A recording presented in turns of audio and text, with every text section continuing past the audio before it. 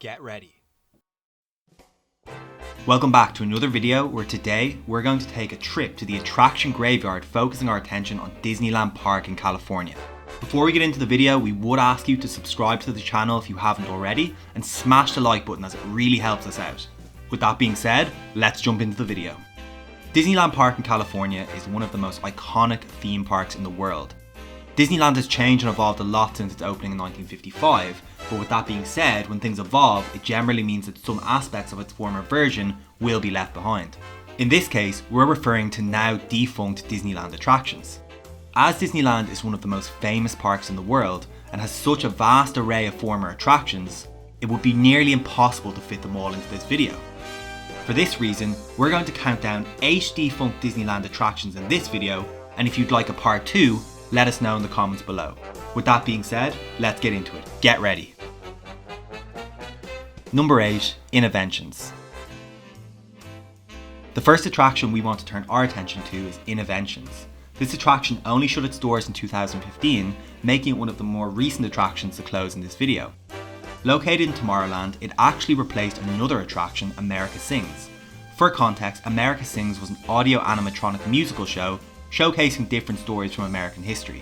Both attractions were housed in the Carousel Theatre, however the theatre did lay dormant from 1988 to 1998 between America Sings closing and Innoventions opening. Innoventions was focused very clearly on the future and technology, similar to something you might expect from Epcot over on the East Coast. In fact, Epcot did have a similar attraction by the same name, but this also closed in 2019. Upon entering the building, guests would be welcomed by an audio animatronic by the name of Tom Morrow, who explained what to expect inside the futuristic building. The overall attraction was broken into 5 sections: sports, home, education, transportation and entertainment, all focusing on the future and what we should expect. However, in 2012, the attraction saw some refurbishments, which saw Superhero HQ open on its upper level and Star Wars Launch Bay on its lower, removing a lot of the original attraction before it eventually closed for good in 2015. Number 7, Videopolis. Next on our list of defunct attractions is Videopolis. This attraction was located in Fantasyland and was a bit of an odd one. In contrast to many of the other attractions found in Fantasyland, which mainly focused on fairy tales, Videopolis was a venue where younger guests could take in a variety of different shows. However, in the evening, the attraction would turn into a sort of nightclub. Here, young adults could enjoy themselves while dancing to music and watching current day music videos on one of the 70 screens scattered around the venue. Eventually in 1989, the nightclub aspect was revised due to some gang related incidents. After this, Videopolis was converted into a stage show only venue. The attraction continued under the name Videopolis for a few more years before it was eventually rebranded into the Fantasyland Theatre. Let us know in the comments below if you ever got to experience the Videopolis nightclub and what you thought of it. Number 6, Mike Fink Keel Boats. Frontierland is another classic land and has been home to many top attractions and shows throughout the years. Most people may know it best for Big Thunder Mountain Railroad, however some viewers may remember Mike Fink Keel Boats, which was in operation in the park for nearly 40 years. The attraction was based on 2 episodes of the miniseries Disney did on Davy Crockett. The boats used in the attraction were actually the same props used in the TV show. On the attraction, guests would sit in the boat as they were taken across the River of America and around Tom Sawyer Island. Unfortunately, the ride was eventually forced to close due to an incident which saw one of its boats capsize, causing guests to fall into the water and some to even suffer minor injuries. The attraction did make a comeback briefly in 1996, but was eventually shut for good in 1997. Number 5, Swiss Family Treehouse. This is one of the Disneyland attractions which guests may feel never really left, and there definitely is a point here. The Swiss Family Treehouse resided in Adventureland for over 30 years and was based on the popular Swiss Family Robinson story. In fact, replicas of this attraction can also be found in Magic Kingdom at Walt Disney World, Disneyland Park Paris, and also Tokyo Disneyland. However, in 1999, Disney decided that they wanted to rebrand the Disneyland California version to Tarzan's Treehouse, in line with the latest Disney movie that came out that year. If we look at it objectively, the attraction experience is still pretty much the same, but with different props and aesthetics. In our opinion, although we are fans of the Swiss Family Treehouse, We like the idea of having the Tarzan version also, even for a slight bit of variety. Let us know in the comments below if you ever visited the Treehouse in Disneyland when it was themed around the Swiss Family Robinson, and if you prefer that to the Tarzan Treehouse which resides there today. Number 4. Skyway. Skyway is definitely one of the defunct Disneyland attractions we still wish was around today. Opening in 1956, the attraction operated up until 1994. The attraction was simple in nature, taking guests on a suspended gondola ride between Tomorrowland and Fantasyland, and vice versa. It was great to relax and take in the sights of the park. Aside from Disneyland, Skyway was also an attraction in Magic Kingdom and Walt Disney World and Tokyo Disney, although all versions of the attraction are now closed. The main reason for the attraction closing was attributed to metal fatigue. More specifically, stress cracks had started to appear in the Matterhorn Tower battery supports, and repairing this would have been an awful lot of work. This was something Disney did not see enough value in doing. Soon after the attraction closed, the Tomorrowland station was removed.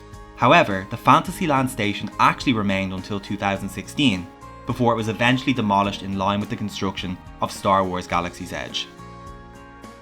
Number 3. Country Bear Jamboree. Country Bear Jamboree is another Disney attraction found in a number of Disney parks across the world.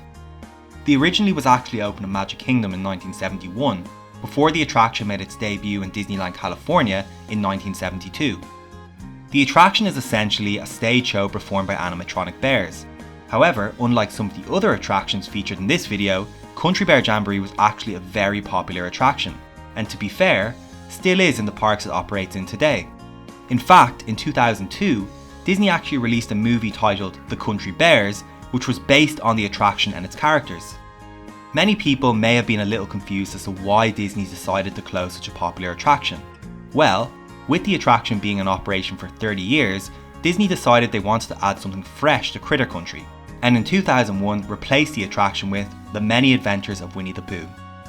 In our opinion, there will always be differing opinions when it comes to closing certain attractions, but we're sure this was done with the best of intentions. Number 2. Rocket to the Moon, Flight to the Moon and Mission to Mars. We've decided that the penultimate attraction in this video should include all of its variations, based on the fact they were so closely linked together. In total, they occupied a space in Tomorrowland from opening day in 1955 until the attraction's final closure in 1992.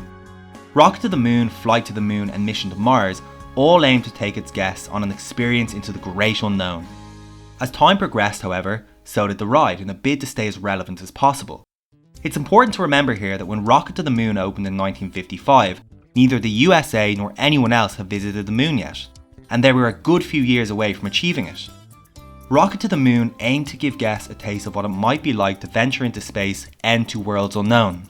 Guests would sit in a round auditorium similar to Stitch's Great Escape, and the simulation would make guests feel like they were flying to the moon. As time progressed and it looked more likely that the USA would make the trip, the ride was refurbished in 1967, and a mission control pre-show was added with a view to making the whole ride experience more realistic for Flight to the Moon. Guests at this time had started to get more insight into NASA and space exploration. Finally, a few years after the moon landing was accomplished, the ride rebranded in 1975 for the last time as Mission to Mars, again doing its best to give guests a taste of the unknown. Overall, every variation of this ride was pretty popular, and we definitely wouldn't be opposed to a modern day version sometime in the future. Number 1. PeopleMover. The last of the Disneyland attractions we want to shine the spotlight on comes from Tomorrowland. The PeopleMover is definitely one of our personal favourites, and we still enjoy riding the Magic Kingdom version to this day. For viewers who have never had the chance to experience either version, the attraction essentially takes guests on a relaxing train-like journey around Tomorrowland. In addition to this, the track sits high above the land, giving riders a bird's eye view of what's going on below. The cars are open air, meaning guests can also enjoy a cool breeze while they ride. This was especially good on hot days. The Disneyland PeopleMover was eventually closed in 1995. After this, the track lay dormant for over 2 years before being replaced by another ill-fated attraction, Rocket Rods. The original reason given for the attraction's closure was that Michael Eisner felt that it was past its prime and needed to be replaced with something more current. However, It's also been said that it was closed as part of Eisner's program to save money by closing old attractions that were expensive to run. Overall though, we would say the PeopleMover is a big miss from the park, and would definitely be a good addition if it was ever to be brought back from the dead. If you enjoyed this video, make sure you check out our attraction graveyard video for Disneyland Paris Resort on screen now. That concludes our trip through the Disneyland California attraction graveyard. If this video can get over 40 likes, then we might take a trip back for a part 2. Otherwise, don't forget to smash the subscribe button if you haven't already, and comment below which of these attractions you would have liked to experience the most.